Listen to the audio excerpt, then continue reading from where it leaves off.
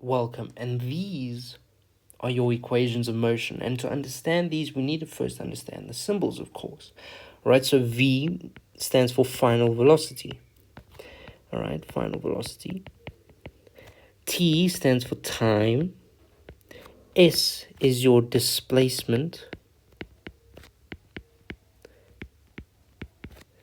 All right, U is your initial velocity. And A is your acceleration. Now, with all of these, they all have a unit of measurement, such as time, right? Time is a scalar quantity. And we all know time can be measured in seconds. Velocity is measured in meters per second. And because velocity is a vector, it has magnitude and direction. So it also has direction. All right, the same with your u and your initial velocity, all right, which is meters per second, and it has direction. All right, acceleration is measured in meters per second squared. It is also a vector, so it also has direction. And the S is your displacement, which is measured in meters.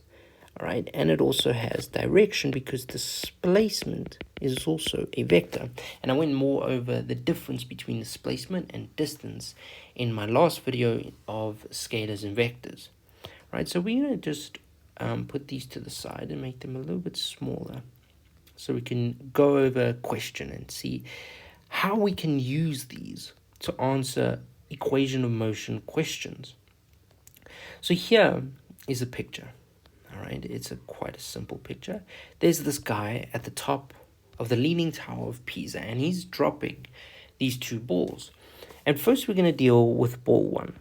All right, the question says that if this guy, let's call him Alessandro, all right, Ale for short, and Ale drops the ball, all right, and he drops the ball, and it takes a certain amount of time to hit the ground. And we want to know, the question asks, what amount of time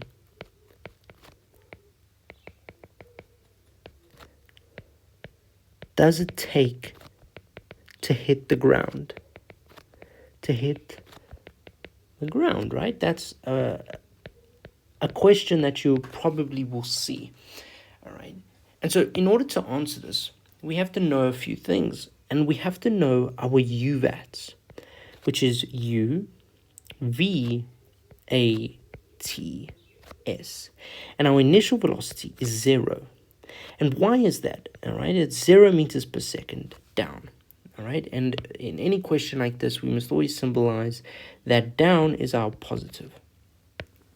So 0 is our initial velocity. And the reason for this is because he's dropping the ball, meaning at that moment, there is no speed.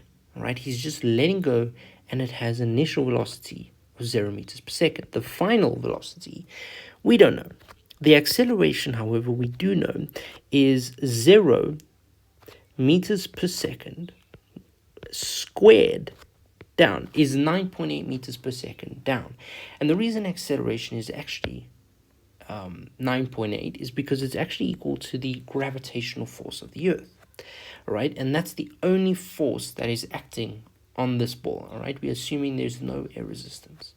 Right, time is what we're wondering about. And the question also tells us that the distance between the point that this guy drops it at and the ground is 65 meters. Right now, in this question, we know that the displacement is equal to the distance, which means the displacement is 65. So that's wonderful.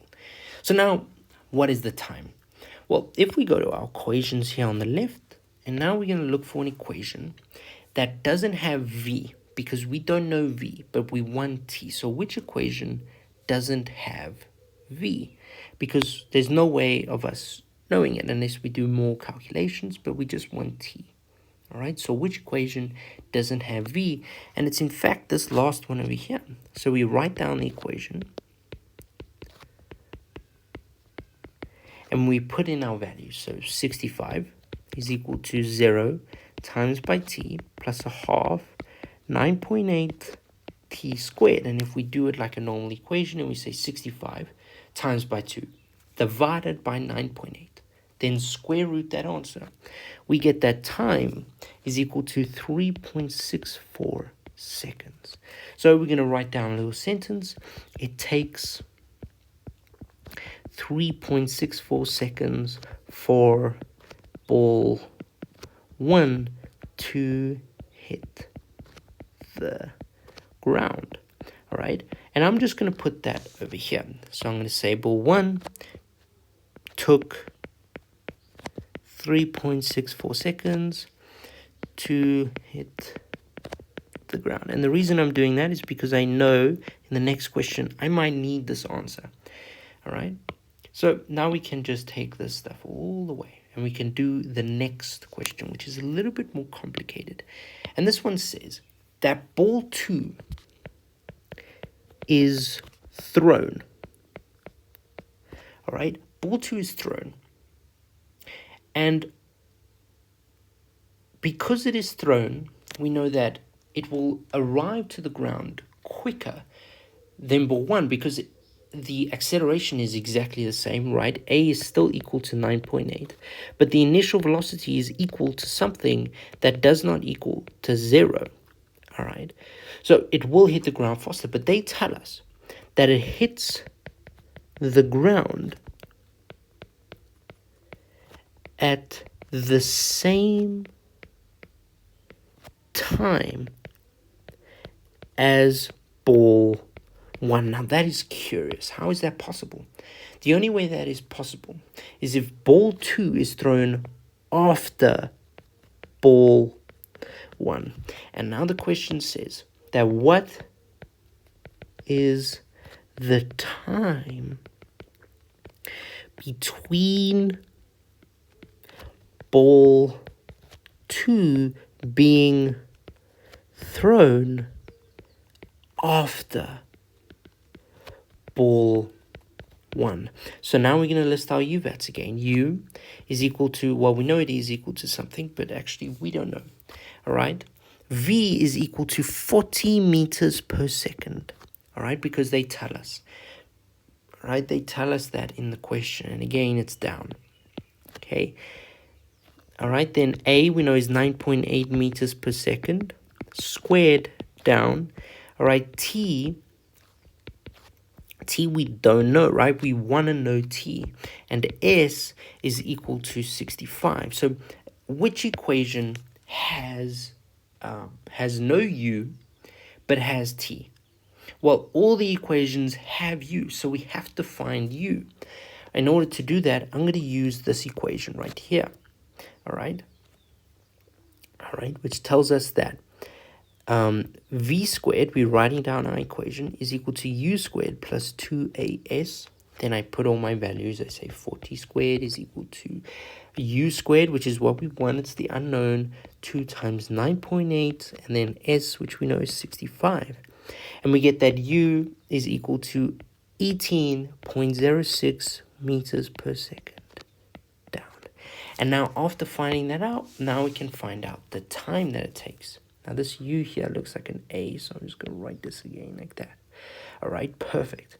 So now we know that this is 18.06 meters per second down. And now we can find T, and I'm going to use the first equation because it's the simplest. And I can say V is equal to U plus AT. We write down an equation first. V we know is 40. U is now 18.06 plus A, which would be 9.8 times T. And after solving the equation, we get that T is equal to 2.24 seconds. All right. That means if you calculate the difference between ball 1 took 3.64 seconds. All right. Now ball 2 hits the ground at the same time. So it also takes 3.64 seconds to hit the ground. But it is thrown 3.64 minus 2.24. All right. It is thrown 1.4 seconds after ball 1. All right, I really hope this video helped. I really hope you understand equations of motion, especially when looking at examples.